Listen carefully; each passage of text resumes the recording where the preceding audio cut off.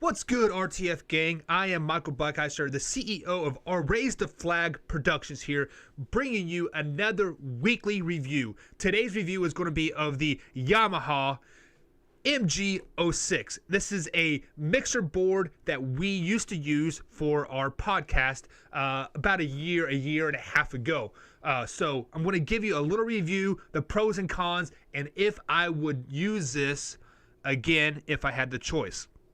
So guys, right off the bat, this is the Yamaha MG06 mixer board. This mixer board starts at right at $100 from the Guitar Center. It's a little cheaper on Amazon. I believe I got it for like $75 off of Amazon, if I'm not mistaken. Of course, this was a year ago, maybe a year and a half ago. We purchased this particular one because I needed a mixer because we started a two-person podcast, and we would like to be a little bit more professional, a little bit more stable, and not have to shout from the shout across the room to pick up the microphones on the cameras that we were using. We used webcams for our podcasting that we used to do here. So jumping right into this, let's just give you guys the specs of this real quick. This is a 6-channel mixer board, meaning you can have up to six different inputs, but don't take that as a grain of salt. If you want good quality sound, really the most you can use probably 4, because these are channels 1 and 2 are your standard microphones. They take the microphone cords, the 3-prong that you see here plugs directly into there. Channels 3, 4, 5, and 6, they are the same channels, left and right here. So if you were to use these channels, I would recommend you plug it in both so you have sounds coming through both ears. Like otherwise you just have it going to the left or to the right, and that since this is a podcasting review channel here, it would not be good for you to do that 6 channels. We use these 2 channels for our sound effects and phone calls. Later in a tutorial, I will show you how to set up to take phone calls through a mixer board. It's actually a kind of a complicated process, but once you figure it out, you will not be disappointed whatsoever. So pros to this mixer board itself, the price range. It is only $100 from the Guitar Center, like I mentioned. It does have a on-off switch, very, very powerful tool. I like the on-off switch because our studio itself has one universal switch for the whole studio. You turn on the light, it powers everything up. So I consistently don't have to unplug the mixer and then plug it back in again. I really like that a lot. Next thing, it does have a low and a high voice setting. So if you like, your voice to sound really low, you crank the low up and tone back to high a little bit.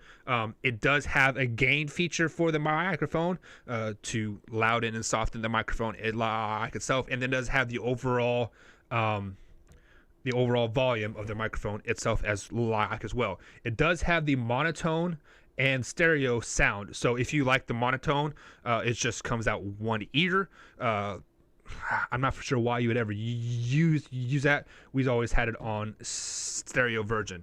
Right now it's in the monotone. Push it in once, it is on the stereo version. They do have the sounds for level 3s and 4s. They do not have the high and low. It's just straight sound, kind of a drawback. Next, a couple more pros here. It does have the stereo outputs for the quarter plugs and also the microphone wires like as well.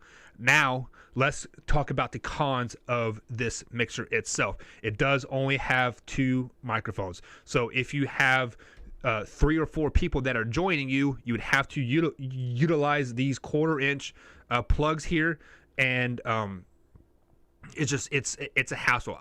It is hard to find a 2 plugs with 1/4 inches that is a microphone. Usually it just comes with like 1. With that being said, if you only plug in 1, it's only going to come out the left ear or the right ear. So with that being said, it's basically a 2 microphone mixer board here. One of the other drawbacks here is that this is not a USB mixer. With that being said, you have to buy an extra piece for an output to what's the word I'm looking for?